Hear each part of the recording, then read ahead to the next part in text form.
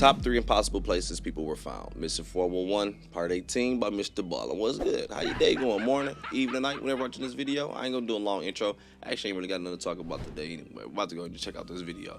But yo, if you wanna check out the original video, link will be in the description below. But let's go. Every year, hundreds of people go missing under baffling conditions in the woods of North America. I'm talking about people that are right in front of someone and then in an instant they're just gone and they're never found again. Or in some cases they are found again, but they're in places that are impossible to access. One former police detective named David Politis has investigated thousands of these strange disappearances, and he documents what he finds in his incredible book series called Missing 411. Today, we're going to look at 3 of his strangest missing 411 cases. But before we get into today's stories, if you're a fan of the strange, dark, and mysterious delivered in story format, then you've come to the right channel because that's all we do, and we upload 3, 4, even 5 times every week. So if that's of interest to you, please give the like button VIP access to the King to Ka roller coaster at Six Flags Great Adventure, New Jersey. And once the like button gets to the top of the ride, go ahead and manually turn off the ride and then close the park. Also, please subscribe to our channel and turn on all notifications so you don't miss any of our weekly uploads. All right, let's get into today's stories. Copyright number 3. What did the dogs see? On May 21st, 1941, Betty Albright and her 3-year-old son, Eldridge, traveled to her mother's house in rural Woodstock, Maryland. Betty had asked her mother if she would look after her son for the afternoon so Betty could catch up on some much-needed sleep. They arrived at Betty's mother's house at about 1:30, and right away Betty went inside, handed her son to her mom, and went upstairs to take a nap. As for Eldridge and his grandmother, they went out in the backyard to play. Now, Eldridge loved going to his granny's house because she had this enormous backyard for him to play in. If you were standing on her back porch looking out, it would be 250 meters of just open grass for him to run around in, and it butted up against this huge forest. And in the middle of her property, looking straight out at the forest, there was this 3-meter gap in the trees that if you walked through it, it would bring you down to this creek bed that was seasonal, and there was very rarely any water running through it. From the porch, anyone that was standing in this creek bed, you could clearly see.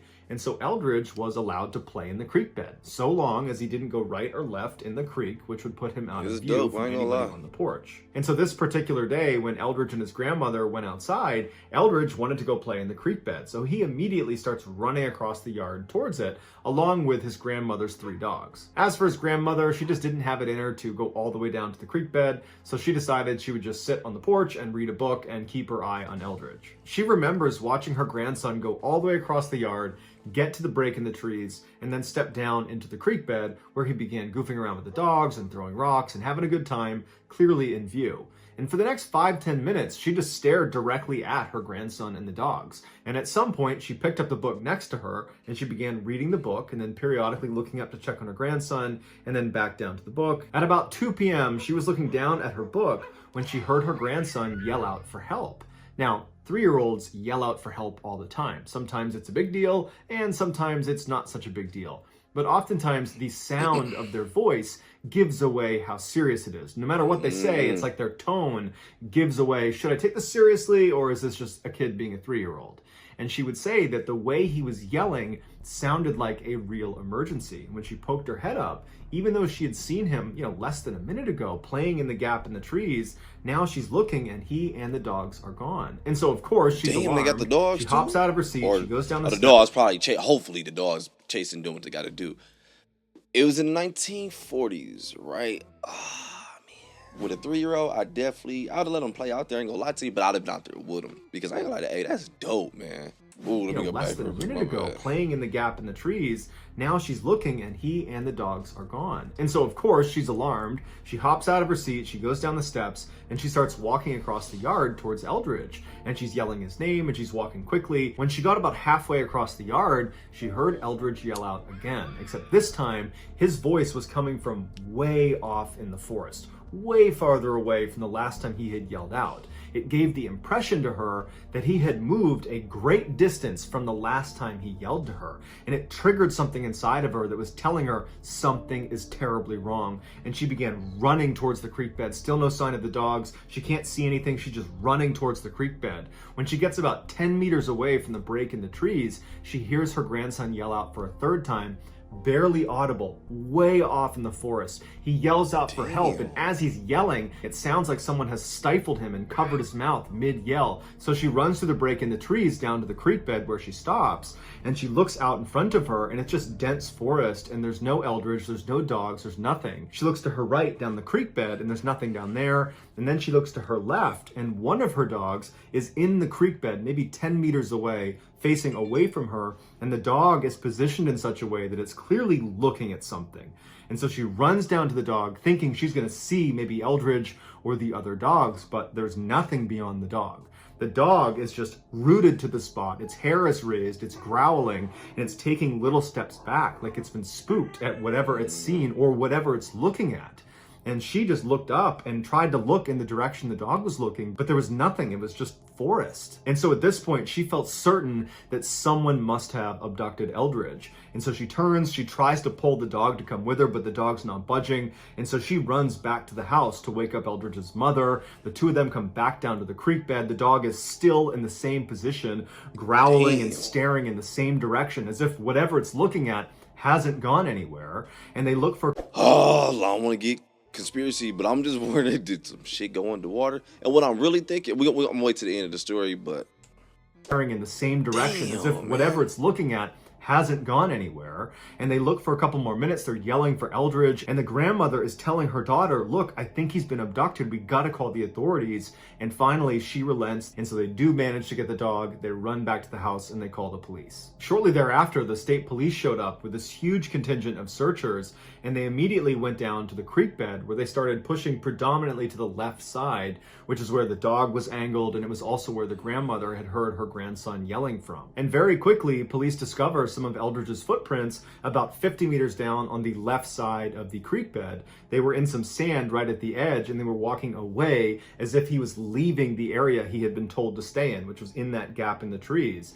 But interestingly, the footprints, it looked like he had been walking for maybe 20 or 30 meters when inexplicably the prints just stop, as if he stopped in the sand where he was. But had he gone right, left, straight, turned around, had he gone in any direction, there would have been additional prints in the sand, but there wasn't, which gave the impression that was where someone must have lifted him up and kidnapped him.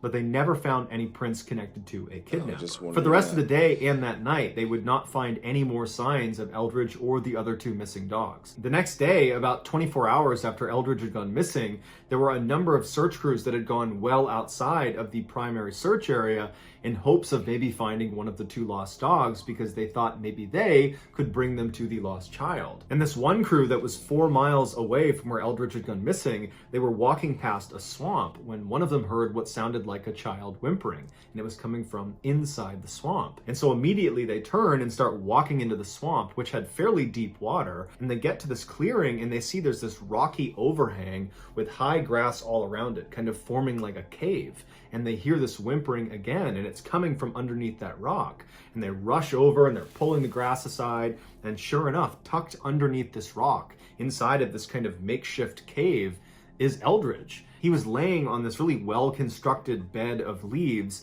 that looked like an animal's den. So either Eldridge had found an animal's den, or he had built himself this beautiful bed of leaves. When they approached him, he was sleeping underneath this rock, and so that whimpering sound he was making, he must have been making in his sleep. And so as they got closer to him, he woke up and he kind of sat up, and he's very groggy and confused. You know, all of his clothes were really badly torn up, and he wasn't wearing any shoes, but he overall seemed okay. He just was very confused seeming. And so they scooped him up and they brought him back to search headquarters, reunited him with his mother and his grandmother, and everyone's just so relieved that he's alive. But at the same time, people were like, how did he get 4 miles away in the middle of a swamp? And so after the doctor cleared him, saying he was okay, besides some scratches and bruises, the police, along with the mother and the grandmother, sat down with Eldridge and asked him, you know, what happened? But unfortunately, Eldridge appeared to not know this had even happened. He didn't even know he had spent 24 hours out in the middle of the woods by himself. It was like he had blacked the whole thing out. Because Eldridge was found alive and unharmed, the police did not continue to investigate this case. And so we don't know what caused him to suddenly be yelling for help and appear to be drifting farther and farther into the woods. We don't know what the dog saw in the creek that scared it so badly. We don't know how Eldridge moved 4 miles through a dense forest over multiple swamps only to wind up in yet another swamp inside of a cave. Although the police came out and said Eldridge must have just wandered off on his own, basically everybody involved in this case believes someone or something abducted him. It's just very fortunate he was found alive. Unfortunately, there's no clarification about what happened to the other two dogs, although the way it's worded in the story, it does sound like they were never found. We gotta add. I'm gonna let the ads play real quick so you get this revenue. But yo, am I tripping? Or am I thinking some ish? Alright, so boom, right? He's 3. Really small, man. I don't know how close he are with these dogs. I don't know what kind of dogs these 3 dogs are neither, right? We didn't see any other footprints. Meaning it sounded like it didn't sound like someone grabbed him and then pulled him because there was no footprints, right? So I'm wondering, like, what if one of these damn dogs, I'm just wondering, this is why I was wondering, like, what if one of these damn dogs felt like, yo, I don't know, I just want to raise this child. I don't know, I'll be hearing shit like animals do, like, and the clothes were torn, he had some scratches and bruises on him. So I'm like, it sounded like one of these dogs probably grabbed him, snatched him, started dragging him through the woods and, like, taking them somewhere. Maybe, I don't know, dog. Or it could have been a different animal, because I don't think it was a bear. Not even being funny. That's really what I was thinking. But overall, though, I can definitely say I'm glad the dog was found alive. It seems to be good. In the story, it does sound like they were never found. I'm watching and waiting. In the 1950s, the Thorpe family lived in Dunbar, Pennsylvania, which was a small town of less than 1,000 people. Their house was on a very quiet street with very few neighbors anywhere near them, and their property was right up against this forest that was right in their backyard. Their daughter, 2-year-old Anna, loved to play in their backyard, but she was instructed to stay on the grass section of their backyard and not venture into the forest because the forest was snake infested. Ooh, and shit. Anna was terrified of snakes, and so she happily obliged. On May 5th, 1950, Anna was playing in her backyard in that grassy section, and her mother was in the kitchen looking out the back window into the backyard, and her mother looked down for a second when she heard her daughter scream. She looked up and Anna was gone. She immediately ran outside and she's yelling for her daughter. She's looking all around and she knows she must have gone into the forest, and she's thinking to herself, she must have been bit by a snake and she's laying on the ground somewhere. That's why I can't see her. And so she runs into the forest and she's screaming for her daughter and she's not getting any response. She's starting to panic. All her yelling has gotten the attention of her 2 older sons that were in the house. They come running outside and they join the search and they start fanning out and they're looking for Anna, and she's just gone. And so after only a few minutes of looking, Anna's mother decides she has to call the police. The police show up and they launch this massive search, and word got out to the residents of Dunbar that one of their own had gone missing, a child no less. And so virtually everyone in Dunbar showed up to be a part of the search, and they combed that whole forest behind their property, and there was just no sign of Anna. After the first 24 hours had gone by and they had not found any sign of Anna, they decided to expand the search area from a 1-mile radius to a 3-mile radius. And within just hours of this change, there was a crew that was 3 miles away from where Anna had gone missing, and they found Anna, and she was alive. She was laying under this blackberry bush. All she had on was a single shoe.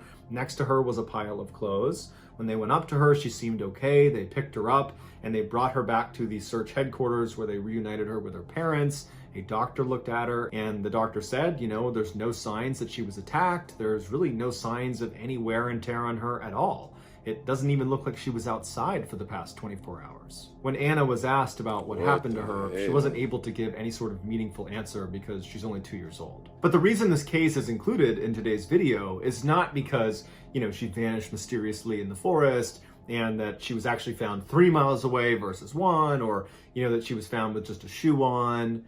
The reason it's included in today's video is because for her to have been found where she was found, the only way for her to have arrived at that spot was if she crossed 10 barbed wire fences. There was no other way for her to have gotten there. The only other way would have been a massive detour that she literally could not have covered. An adult probably couldn't have covered in the amount of time given. So this 2-year-old with no scratches on her body is found on the other side of 10 barbed wire fences. I mean, even if you take the barbed wire off of the fence, a 2-year-old climbing a large fence, That alone is kind of a Herculean task. And to do it without scratching your body, it's not possible. It's truly impossible. A May 7th article in the LA Times said the Hey, you ever been like watching those shows? Let's say you're watching a movie or a show, right? And within the show or the movie, they're watching it. But let's say if they're tripping out or something, my bad, I heard something downstairs. Let's say if they're tripping out though, like they're high. Let's say that, whatever, right? Or they're in a horror movie and they're watching TV, and then the TV start talking to them, like, yes, you, Charlie, you are going like stuff like that. That's legit what it just felt like Mr. Baller just did to me, though. I backed up from the screen. But that's not the reason why I'm telling you, Charlie. The reason why I was like, oh, shit. I'll rebuke you and then stop playing. Actually, I'm going to spark you up real quick. I got to go back real quick. That deserves a Grammy. I'm going back a lot. My bad. And to do it without scratching your body, it's not possible. It's truly impossible. A May 7th article in the LA Times said the police were baffled by this 10-fence dilemma, and they said the only way it would make sense is if she had been abducted and dumped there. But the police also repeatedly said there was no evidence to suggest she had been abducted or attacked or harmed in any way. It was just where she was found did not add up. Ultimately, the police came out with a statement saying this had to have been an accident, that Anna, the 2-year-old, managed to just somehow walk her way past all these fences and was found where she was, and thank goodness she's alive. But interestingly, the police confiscated her clothing and would not give that back to the parents, indicating there was further investigation happening even though the child had been found. But unfortunately, the police never revealed whether or not they actually discovered anything else about this case. And like in the Eldridge case, Anna's parents did not press for more information about what happened to their daughter because she was found alive and unharmed. Now, Anna's case might seem like some crazy anomaly, and that's all it is. But this is not the first time something like this has happened in this small area in Pennsylvania. 2 years earlier, and less than 10 miles away from where Anna went missing, another 2-year-old, Ronald Collier, also went missing in the same stretch of woods. His mother had been sitting with him on their back porch, which overlooked the same forest, and at some point his mother had gone inside, leaving Ronald sitting on one of the seats. When she came back out again, Ronald was gone. His mother estimated that she was inside for maybe 10 or 15...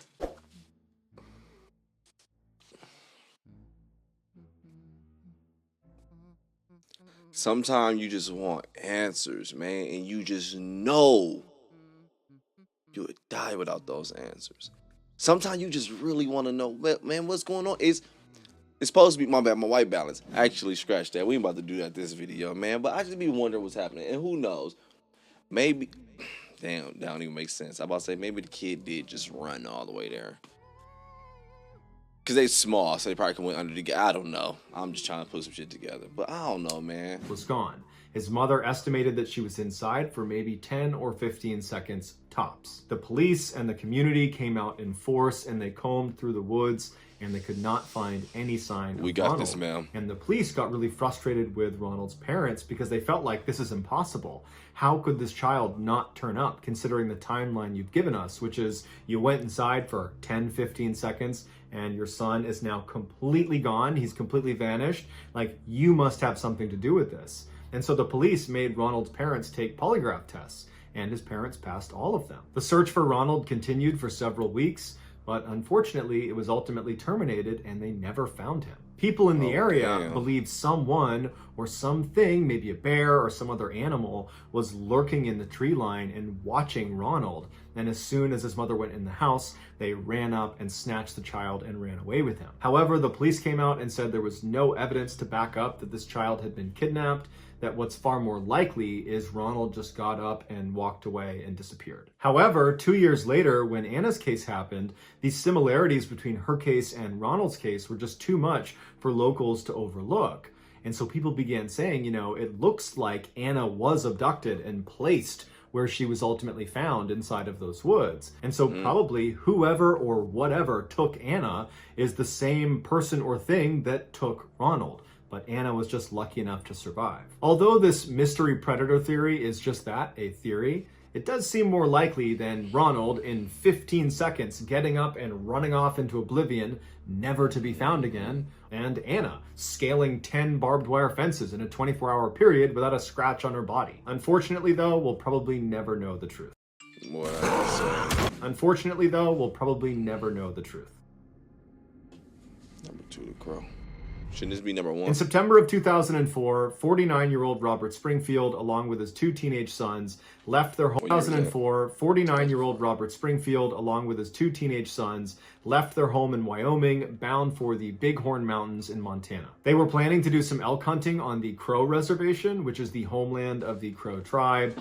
And Robert and his family were members of the Crow Reservation and therefore had the rights to hunt on that land. The specific spot the boys were going to be hunting was Black Canyon, a particularly steep and rugged area. But Robert was well equipped for this type of environment because he had previously served in the United States Marine Corps in their Special Operations Unit, which would have meant he would have received a very high level of outdoor survival training, which is perfect for living up in the mountains. Robert's sons had apparently learned a lot from him and were very competent outdoorsmen as well. They arrived at the reserve on September 19th and immediately headed out to do some bow and arrow hunting. Their plan was the 2 boys would break off from their father and head over to the edge of the canyon and attempt to drive elk down into the valley so their dad could take a shot at them. But late in the afternoon, the 2 teenage boys had not seen a single elk, and so it was getting to be time to head back to the prearranged meeting spot, and so they packed up their stuff and they headed there. The boys make it to the meeting area, and their father, Robert, is not there. So they sit down and they begin to wait. And an hour goes by, 2 hours goes by, 3 hours goes by, still no sign of their dad. They can't get in touch with him. They have no cell phone service. And so they're thinking to themselves, okay, worst case scenario, he got turned around and he'll have to spend the night out in the cold. But he's got warm winter clothes on. He knows what he's doing. He's built for it. And so as the sun was setting, the boys did finally leave to go tell authorities that their dad was, lost in Black Canyon somewhere. But it was just not registering for them that this could be life-threatening, that something really bad could have happened to their dad. He was just this Superman figure to them, and it just did not cross their mind. Authorities launch a search that night that includes the use of helicopters with thermal imagers doing low flyovers of the entirety of Black Canyon. Thermal imagers pick up a heat signature, and so anyone that is alive gives off a heat signature. And so at night, if you were flying overhead and you saw a person in the middle of a canyon where there's virtually nothing else around them, they would stand out like a bright light. But that night, the helicopters combed all over Black Canyon and they never saw Robert. However, authorities would say that, this guy, he's trained, former special operator, he probably went and found shelter. So he could be inside of a cave, or maybe he made himself a shelter with tree branches, and it's obscuring him from the thermal imager, and so we'll just have to look tomorrow. But the next day, despite bringing out hundreds of searchers and bloodhounds and people on horseback and more helicopters and planes flying overhead, there was no sign of Robert. And after several weeks of still not finding any sign of Robert, they ultimately called it off. The family was obviously crushed, but more than that, they were just dumbfounded. The idea that something bad had happened to invincible Robert, you won't believe it just didn't add up for them. And so after the official search was terminated, they would continue to make trips into Black Canyon looking for their father, their husband. But unfortunately, like all the searchers, they never found any trace of him and eventually accepted that he was gone. 1 year later, in October of 2005, a hunter who didn't know anything about Robert Springfield or the fact that he had disappeared, this hunter is in Black Canyon in the same area where Robert Springfield had disappeared. And this hunter is walking through this really dense forest. He's all alone. He's an experienced hunter, and he's not on a path. He's just kind of combing through the woods, and he starts to hear what sounds like a crow screeching. And at first, it doesn't really register with him. It's only in retrospect that he recalls this sequence of events. As he kept walking on, the screeching intensified to the point where he just could not ignore it. And so he stopped and turned to listen to this screeching crow that he couldn't see through the dense forest, but he could tell it was in that general direction. This hunter said as soon as he stopped and he turned and began actively listening to this crow, he had this weird sensation that the crow was trying to actively communicate with him. It was a very strange experience. He had never had anything like it in his entire hunting career, and he spent lots of time outdoors. And so he felt like he had to go over and see what was going on with this crow. I'm always honest with y'all. I'm always honest with y'all, dog. I ain't gonna lie to you. But I think I know where this story is about to go, man. I'm just hoping the outcome is the same as the other two. Thank goodness those kids were found alive and sound like unharmed. I'm hoping this one go the same way. But it's scaring me the way that we kind of elaborated on how Robert was built for this. So we know this can't take him out. I will say this, though, to possibly be playing the bad guy. Who knows? But I have been in that position where I felt like, oh, this animal is trying to communicate with me to tell me some whatever that's gonna lead me somewhere. I've been in that position. I ain't gonna lie to you, the damn animal ain't never lead me nowhere. But hey, Crow was trying to actively communicate with him. It was a very strange experience. He had never had anything like it in his entire hunting career, and he spent lots of time outdoors. And so he felt like he had to go over and see what was going on with this crow. And so he starts walking towards the crow. He still can't see it. It's very thick vegetation, and he's getting closer and closer, and he gets to a place where he can just barely see this crow. It's in a clearing. There is this large tree stump right in the middle of the clearing, and this tree stump is not short. It's like 6, 7, 8 feet high in the air. It looks like this tree had broken in the middle and fallen over, and this crow is sitting on the top of this kind of gnarled stump. And the crow is just incessantly screeching. And from this hunter's perspective, he can see the crow and he's kind of staring at it. And as the hunter is looking at this crow, the crow suddenly turns and looks directly at the hunter. And it recognizes the hunter can see the crow. And the crow stops screeching and is just staring directly at the hunter. And this hunter would say he felt so unsettled by the sudden behavior of the crow, because it was almost like confirming the crow was looking for him. And now he had found him. And he stopped screeching and was looking at him. The bird continued to stare silently at the hunter, to the point where the hunter felt compelled to walk out of the vegetation into the clearing to kind of confront the crow. And so he stepped into the clearing, and the crow the whole time is not screeching anymore, just looking at the hunter. And the hunter's standing in the clearing, and he looks at the crow, and the crow suddenly looks straight down. The hunter follows the crow's gaze down to the ground, and he sees at the base of the tree is a human skull. And the hunter's so taken aback by this, he looks back up at the crow, who's looking at him again. oh, I shot that nigga. Hold on, bro. I'm sorry. I'm tripping out. My bad. Taken aback by this, he looks back up at the crow, who's looking at him again. And the whole situation is so terrifying to this hunter that he just makes a note of where he is and he runs. As soon as the hunter got out of the woods and was back in cell phone reception, he called authorities. Authorities showed up, and he showed them on the map where he had discovered this crow and the skull next to a tree. And sure enough, the authorities make their way out and they find the skull right under this tree. The crow at this point is gone. When they walked up to the tree stump, they discovered it was not just a human skull, it was also a human femur bone right next to the skull. And then next to that was a set of boots that had been placed right next to them, neatly next to one another.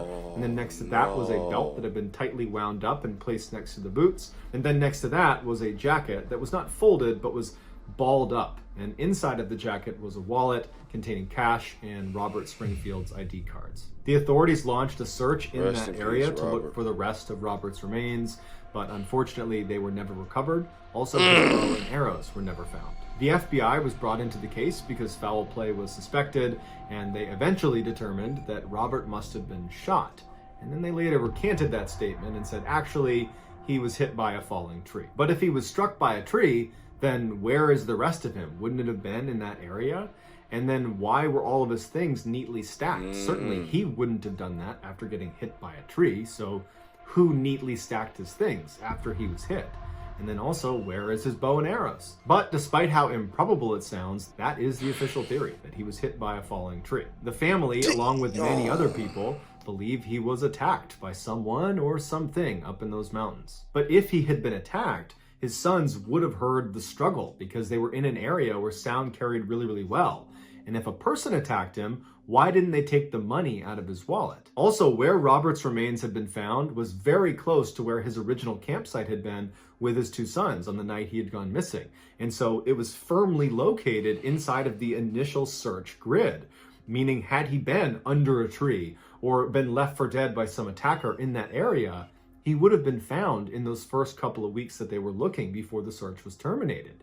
So the fact that he wasn't found means either hundreds of people didn't see him, including a helicopter with thermal imager, or he wasn't there until after the search was terminated. And if so, where was he? Man. And perhaps the weirdest aspect of this entire case is the claim by this hunter that a crow apparently... Yeah, exactly. Yeah, all right. I can't get no words up.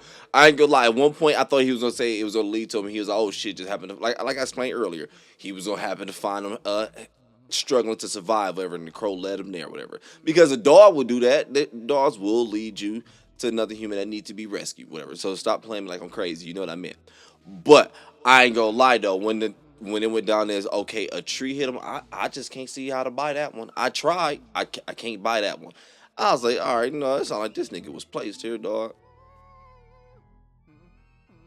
Nah, man, get the fuck on.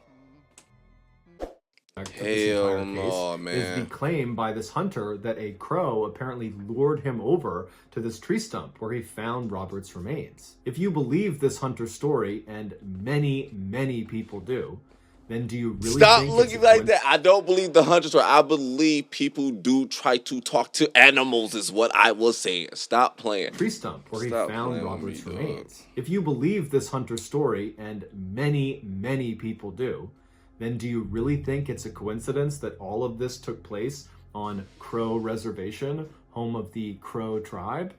I think not. But will we ever know the truth about what actually happened to Robert? I don't know. So that's going to do it, guys. If you found the secret in today's episode, let us know in the comments what it is and where you found it. So damn, but I definitely want to say rest in peace, Robert. I do want to say my condolences and my peace out to his family. Definitely do, man. The BS about it, I tried to buy the whole tree situation. I was like, let me just step back and see why would someone go this route, whatever. Felt so effed up because I'm like, yeah, he do seem like a Superman to his kids, whatever. Like, he's not gonna go out like that. A tree, and then the fact that the body was set up that way and the shoes were just set up neatly, and then the crow led out to this. I was like, yeah, that it doesn't make sense, man. But yo, I'm about to go ahead and get up out of here and enjoy my day. Hey, you do the same thing. Go ahead and enjoy your day. Morning, evening, night, whenever you're watching this video, dog. But I'm out.